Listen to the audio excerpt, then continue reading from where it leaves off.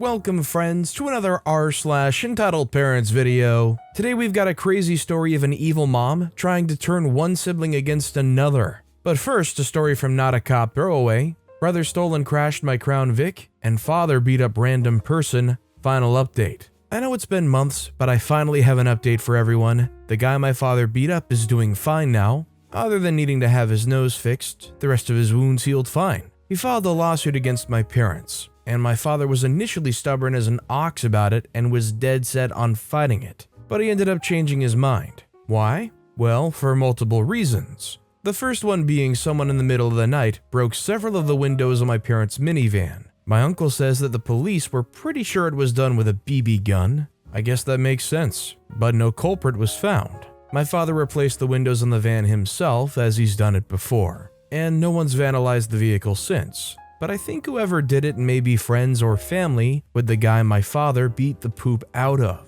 The next thing was, my father was told by a lawyer that he had no chance of winning in court. There was CCTV footage, multiple witnesses, including myself, and no judge in their right mind would want to listen to my father. The last thing that made him change his mind was my mother threatened to divorce him, and I guess that was enough for him to finally surrender in mediation before the lawsuit went to full court. He settled with the guy he beat up in the mechanic shop for an amount that I haven't been able to find out, as my mother won't tell me, but I'm guessing it was a lot. My father's also been forced to go to anger management as part of the agreement. I've only saw him a few times the past months, and it's pretty obvious he's still mad at me because he avoids looking at me and constantly looks mad. But after everything that's happened, he no longer has a way to justify his anger, not even to himself. He just sits quietly and fumes. He's also apparently cut back on drinking a lot, probably because that's one less expense he and my mother would have to deal with. Now on to my brother. You may all be pleased to hear that he's working hard to mend things with me.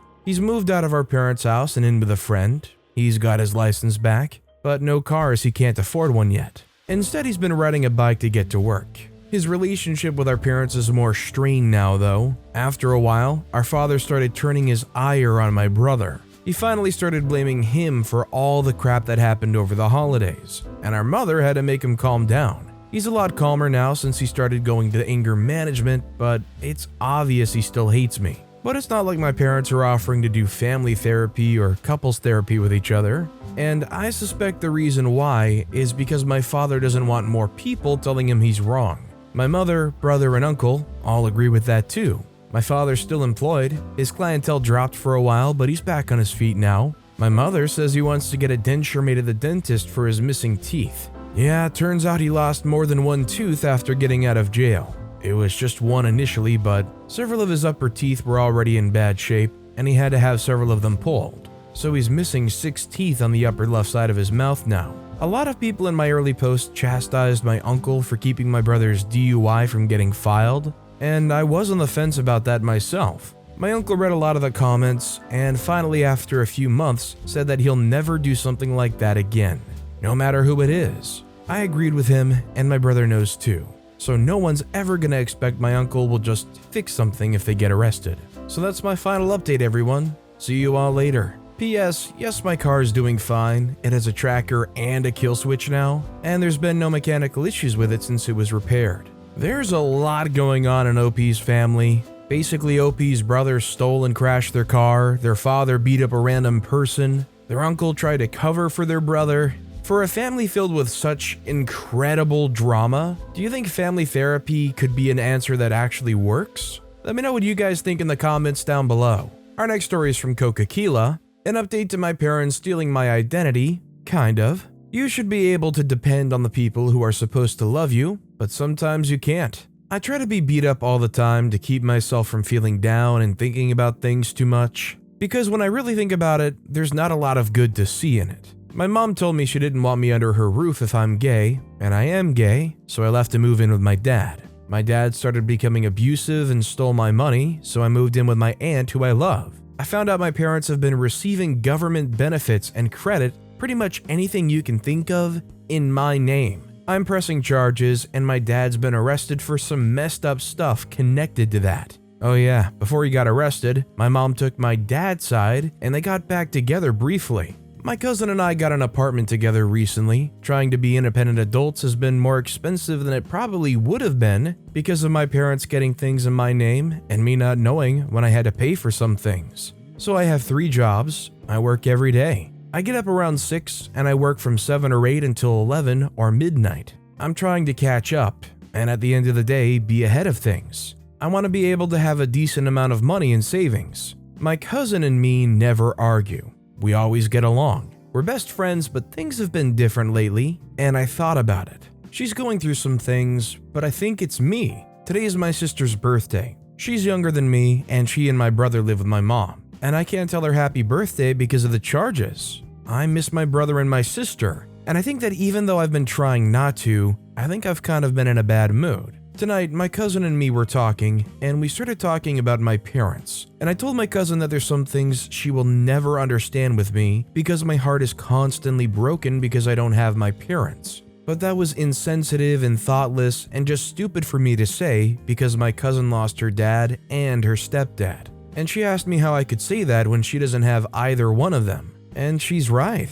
I feel terrible. I was feeling sorry for myself, and I was an inconsiderate dummy. I tried to apologize, but she went to her boyfriend's house. I'm sorry I hurt her. And I know I shouldn't think or feel like I don't have anybody because I do have her and my aunt and my other cousins. But it's still hard having that feeling that I had my whole life be confirmed that my mom didn't want me. And then knowing that my dad doesn't either, and they hurt me and they don't care. They don't care. Sometimes I wish I could meet an older person in real life who doesn't have a lot of the responsibilities, and I could go to them when I need help or I need somebody, and they could be there for me without me feeling like I'm burdening them with my needs and my life and myself. I wish I knew someone who really knows me, who could tell me if I'm doing okay or the right thing, or if I'm making a mistake, and that it'll be okay. And yes, I have my aunt, and I'm so glad I have her, but she has 8 kids. And she's going to be a certain way with me because she knows I don't have my mom. And I don't think I want my mom because of who she is, but I want a mom or a dad or somebody.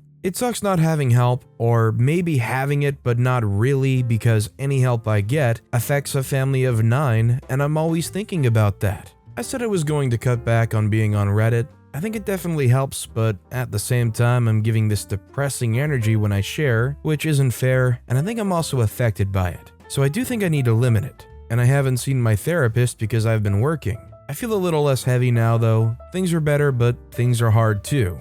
But since things are better than they were, maybe things will be easier soon too. I hope they will. I hope no one feels hopeless. I don't want to make anyone feel that way. Things will get better. I do believe that. We just have to keep going. Maybe sometimes we need to cry and let things out so that we can have room for energy to keep going and get to where things are better. That's what I think. I think it'll be okay. It's 3 a.m. I'm going to sleep now. I hope things get better for everyone, and if you're someone who things have gotten better for, I think you should let other people know, so they'll have the burst of motivation to have faith in themselves until things get better for them too.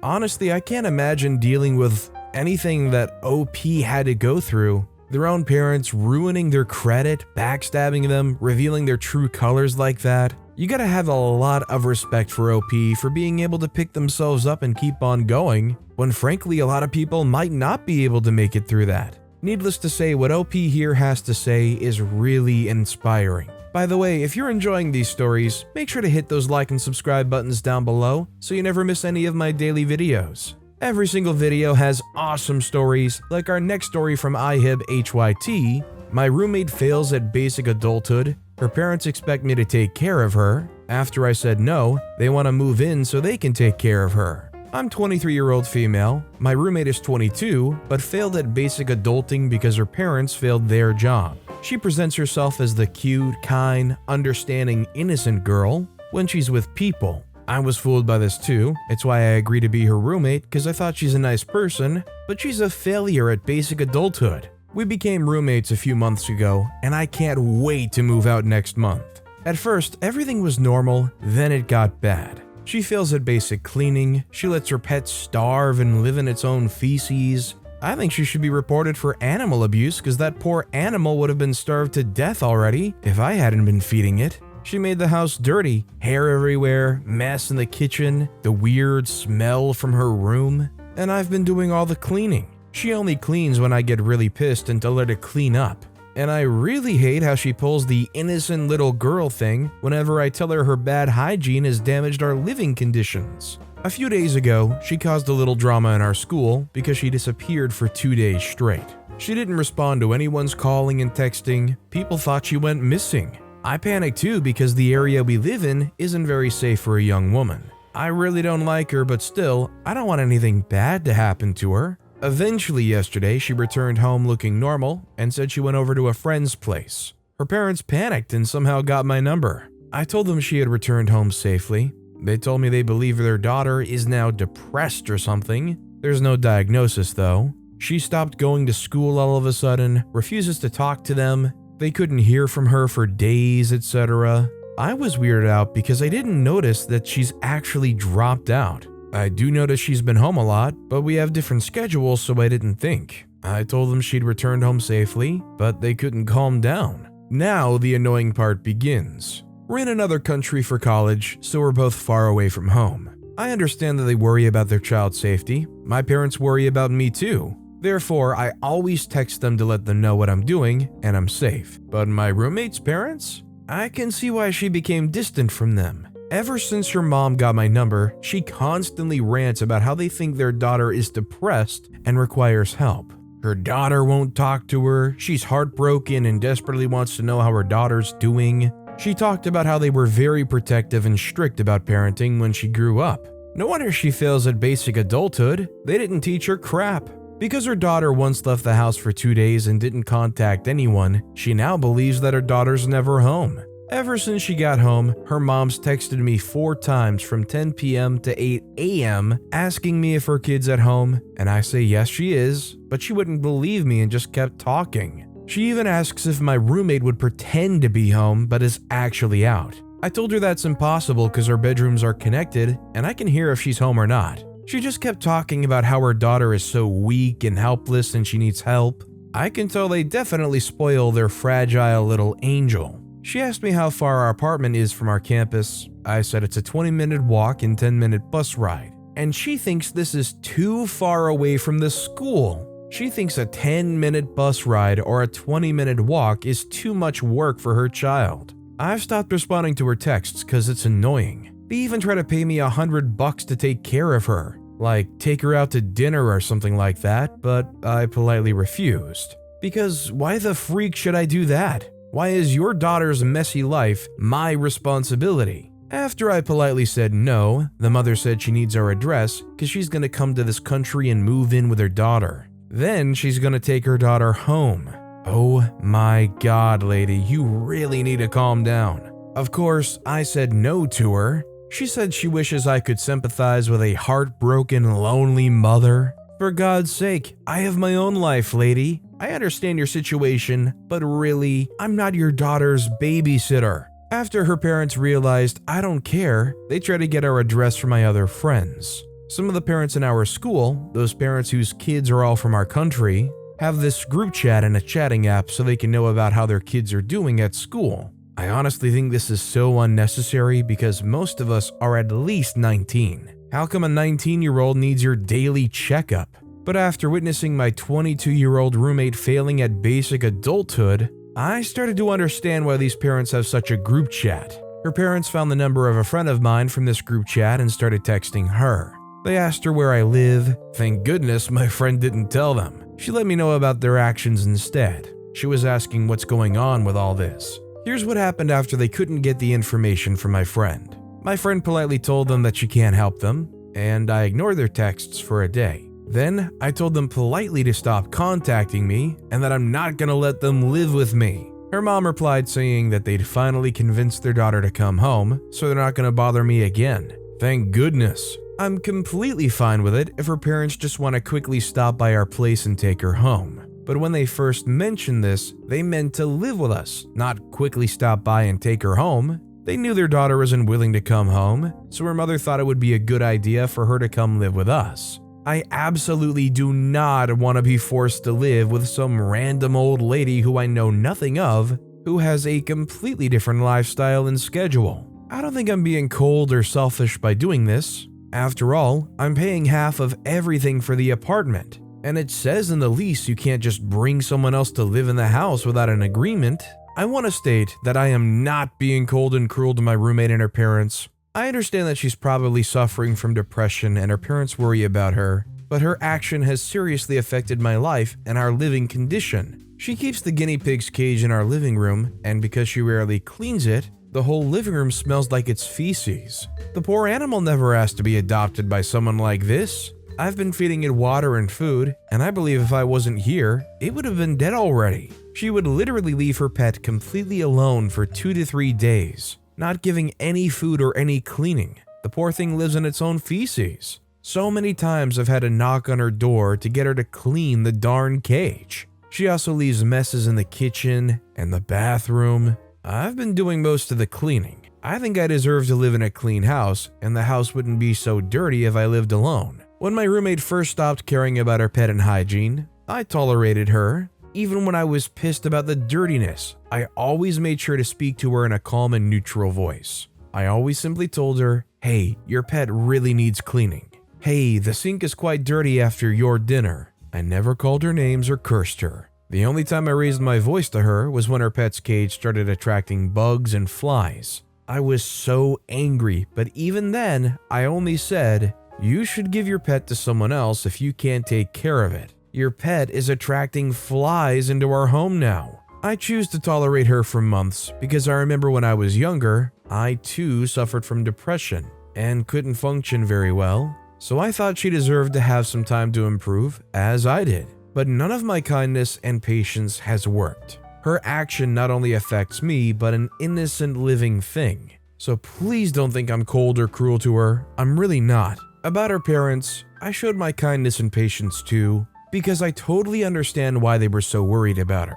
Your child's living in another country, is probably depressed, is distant from you, and would disappear from home for days, and the only one you can contact is her roommate. Yes, I understand this 100%. That's why I agreed to let them get my number, texted me day and night, and answered all of her mother's nonsense questions. I also made sure to speak politely to them even when I was really upset with them. But it's clear they don't respect my privacy or boundaries. I'm totally okay with helping them confirm if their daughter's safe at home, but I can't let them assume that I'm willing to be her babysitter. Also, what kind of babysitter is only worth $100? I have my own life, my own school to deal with, and I don't have all the time to deal with their family business. It was also very shady of them to harass my friend for my privacy. I'm also living by myself in another country, being far away from my family. Do my parents not worry about my safety? She's not the only one who has loving parents. She's not the only one who has difficulties living in another country alone. I cried a lot when I had difficulties in another country. My parents were worried sick about me as well, but they never tried to move in with me against me and my roommate's will. They also never harassed my friend to get my information. I too once suffered from depression when I was younger, and so are a lot of my friends. But none of us are this dirty and lazy when we went through all that. So no, I'm tired of tolerating all her actions. For the pet, I plan to let our local animal shelter know about this as soon as tomorrow. I will definitely want them to either take the guinea pig away or give it to someone better.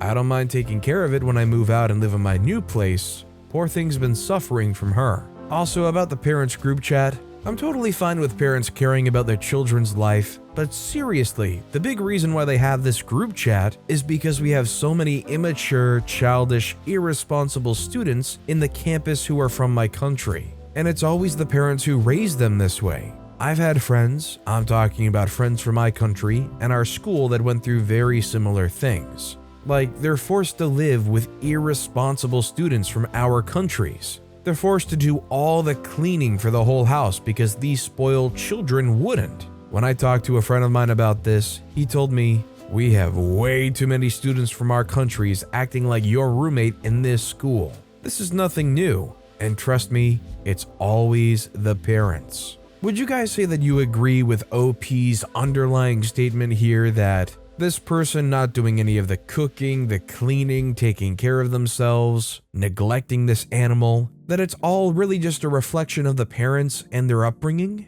Let me know what you guys think in the comments down below. Our next story is from Old Cheesecake 4423, Entitled Mom is angry her teens can't bully children. BFF works as a kids minister at a small church, and she likes taking her 3 to 5 graders on different adventures. So just to emphasize here, these are 8 to 11-year-olds. These are literal children. On this particular adventure, BFF took a group to go laser tagging. I mean, who doesn't love a good old game of laser tag? When she booked the place, she had gotten the impression that her kids were going to be able to play games against each other without any other groups in the game. Somehow the communication got messed up, and her group was put into the first game with these 4 high school boys who had a day pass for laser tag. They could play however many games they wanted all day. BFF wasn't upset, got all of her kids loaded up with their vests and guns, and they set out to play their first round. They ended up playing BFF's group versus the 4 high school boys. By the time the round was over, she had heard from a number of her kids that these 4 high school boys were being awful to them. Name-calling, bullying, and who knows what else coming out of their mouth.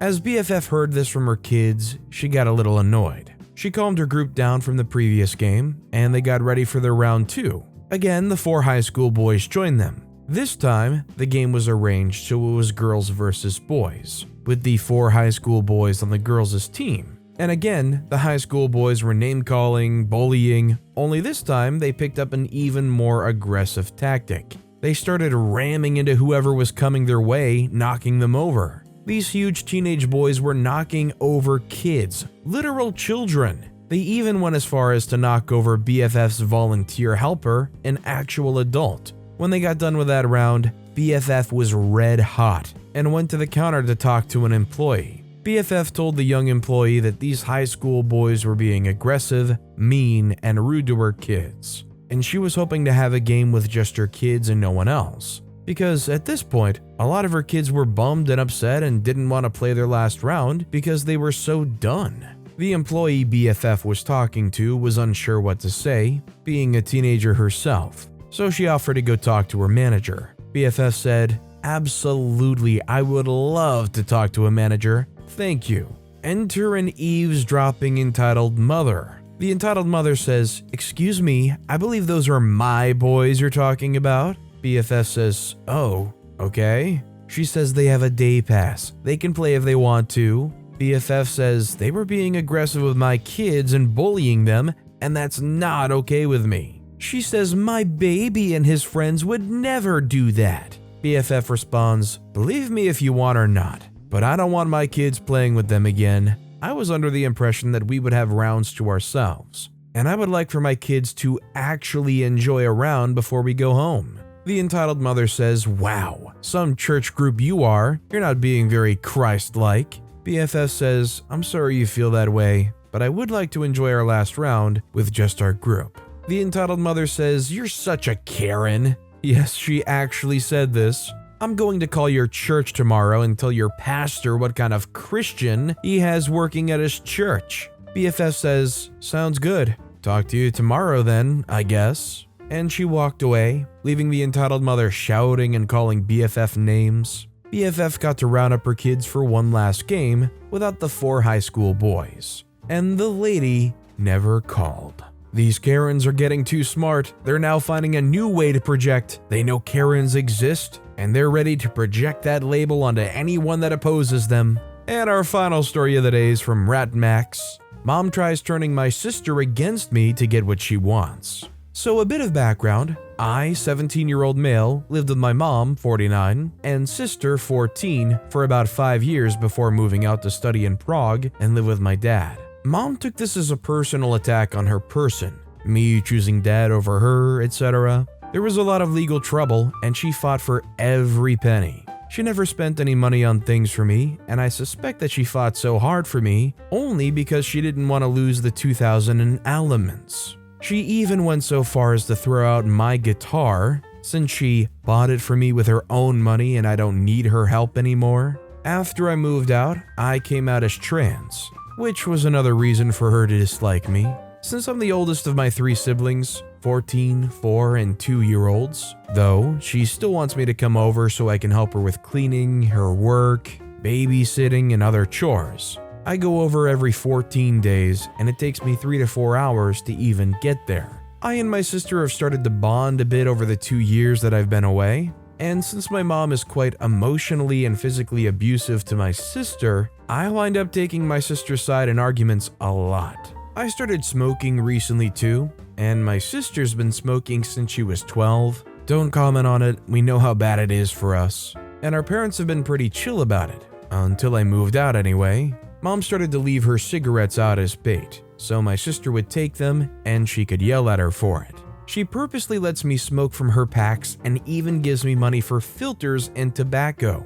Got me a tin cigarette box for my birthday even. She makes a point to do it in front of my sister. She even lets me smoke in front of her, but yells at my sister for smoking at all. She doesn't have a problem with it because of her age either, I asked. She tried this multiple times with different things too.